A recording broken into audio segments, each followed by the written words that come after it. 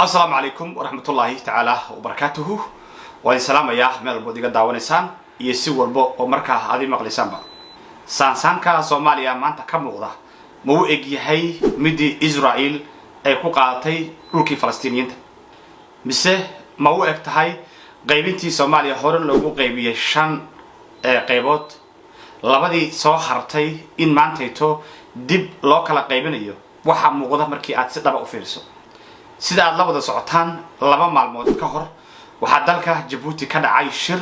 قرصودي أها أورنتي حنبار سنة حقا أدوا وين بس أنت أي سومالي ده يشعب كأي كبر قبان أي إنير أو كوبان مركزي أي تحي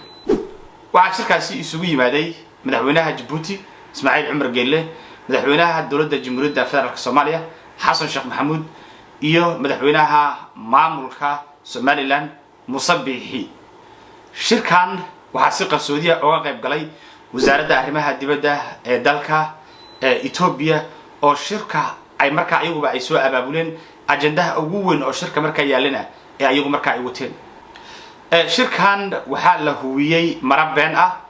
إيو معلوماتية كالتو أو لغورات قدن أيو سيدا إن سوماليا يسومالي لان مركا على وضع هذا الشيء أيو وضع هذا الذي مركا هوري وسوعين شري لكن وحكا وين أيو مركا الشركة وضعنا sida aan ku helayo xogo lagu kalsoon yahay oo ka yimaaday ilo diblomaasiyadeed oo runtii si weyn loogu kalsoonaan karayo lana socday dhaqdhaqaaqyadii shirkaasi ayaa soo gudbiyay waxyaalihii markaasi lagu heshiiyay oo meesha ka dhacay qodobka ugu horeeya oo meesha ka dhacay oo lagu heshiiyay koow waa in la kala gooyo Soomaaliya iyo Somaliland oo dib markaasi labadii gobol ee hore u midowday marka la kala qaybiyo labo waa in badda Soomaaliya markaasi loo saxiixo oo la siiyo dalka aan badda lahayn ee Ethiopia saddex in heshiiska badda Soomaaliya lagu siinayo Ethiopia cid saxiixaysa oo magacooda ku saxiixaysa uu yahay musabixi dawladda Soomaaliya iyo Xasan Sheekh Maxamuudna ay markaasi ka aamusaan iyo afar in markaasi musabixi loo ballan qaaday Ethiopia ay aqoonsanayso Somaliland dhanka Soomaaliya waxa heshiiskaani saxiixay oo qayb ka ahaa wasiiru dawlaha wasaaradda arrimaha dibadda Ali Balcad ninka la yiraahdo waayo hadii aysan dawladda Soomaaliya aysan saxiixinin heshiiskaani Ethiopia awood oo ma yeelanayso sharciyadeed inay maraakiib ayagu ay leeyihiin markaasi ay geeyaan badda Soomaaliya waxaana laysan ay uga baahanayaan kuna xiraysa in laysan la yimaadaan organizationka caalamiga ah ee badda adduunka oo magacooda markii la soo gaabiyo loo yaqaano IMO World Maritime Organization Xasan Sheekh Maxamuud iyo xukuumaddiisaba waxa lagu heshiiyay inay ka aamusaan heshiiskaani oo uu markaasi musabixi u saxiixayo oo aysan marnaba ka hadal in laga awood bato ama laga xoog bato oo badda ama birrigaaga ay mataqaana xoog lagaaga qaato waa arrin caalamka ka jiray waana arrin marar badan dhacay oo ay taariikhda markaa aynu ka arkayno laakiin inaad baddaada aad u hadiyadayso oo aad dal kale siiso aad u saxiixdo ayadoo aan laga xooginin waa arrin runtii ugub ku ah taariikhda caalamka iyo midda waliba dalkeena Soomaaliya haddii maanta ay Soomaaliya wax un dawladnimo ah iyo damiira ay markaa ay ka jirto waxay ahayd in safiirka Ethiopia u fadhiya Soomaaliya marka dalka laga cayriyo maadaama uu ku soo xadgudbay ama Ethiopia ay ku soo xadgudubtay madax banaanida dhuleed iyo badeed iyo cireed ee jamhuuriyadda madax bannaan ee Soomaaliya go'aankii uu horay u qaatay madaxweynihii hore ee Soomaaliya Maxamed Cabdullaahi Farmaajo markii Kenya ay ku soo xadgudubtay badda iyo dhulka Soomaaliya oo uu ku cayriyay safiirkii Kenya u fadhiyay dalka Soomaaliya Xasan Sheekh Maxamuud maantayto ma qaadan karaya go'aankaasi mise sida aynu sheegnay oo xogta aynu ku hayno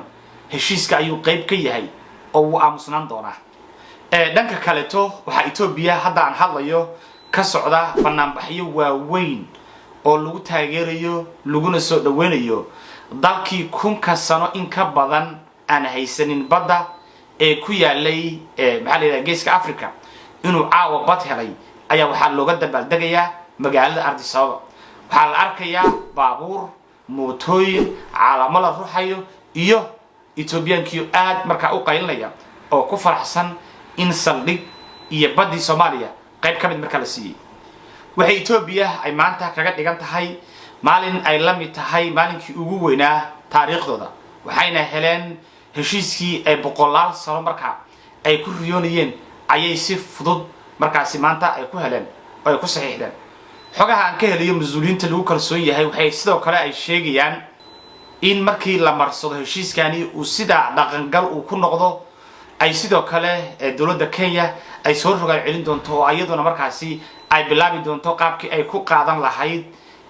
badii kale ee horay looga soo dhiciyay ayda markaasi kaashanaysa Ethiopia iyo Djibouti oo horay u sheegtay inay dib u furi doonto kiiskii hore u xirmay ee Soomaaliya iyo Kenya ay ku kala guuleysteen ICJ ama maxkamadda cadaaladda ee adduunka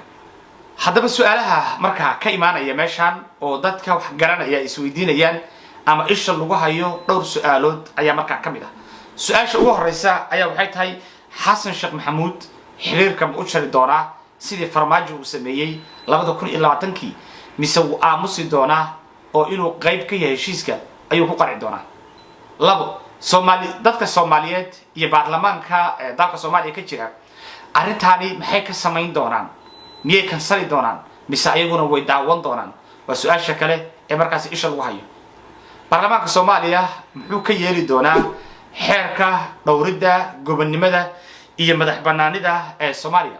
xeerkan muxuu yahay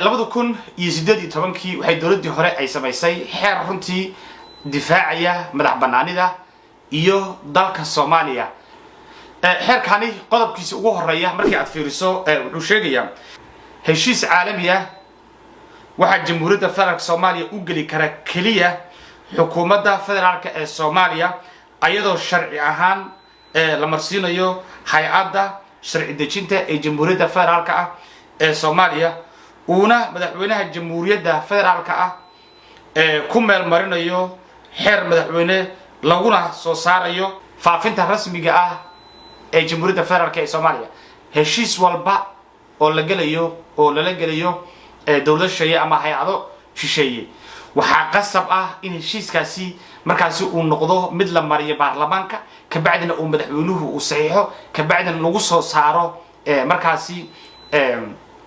warsaxaafadeed ama lagu soo saaro press si ummaddu markaasi ay u aragto procedure kaas loogu talagalay ma jiro marka heshiis kaleeto oo aan halka la marinin oo markaasi dalka laga dhaqan gelin karayo waxa marka maanta hayto hortaala xasan sheekh maxamuud iyo baarlamaanka iyo cid walbaba in badda Soomaaliya iyo saldhig laga siiyo Ethiopia Soomaaliya badii Soomaaliya loo saxiixo xeerka intaan la eg xagee laga mari doonaa waa su'aal kaleeto oo ayaduna markaa taagan qodobka afraad maamul goboleedyadii ee dalka ka jiray maxay ka sameyn doonaan arrintan musiibada ah ee maanta dhacday waxaan warka ku soo gabagabeynayaa oo aan ku soo koobayaa sida loo ildaran yahay looma alala'a waxaan rajaynayaa inay ummadda Soomaaliyeed ka istaagi doonaan kana gilgilan doonaan in dalka iyo dadka Soomaaliyeed si yar oo jilicsan oo fudud markaasi ay shakhsiyaad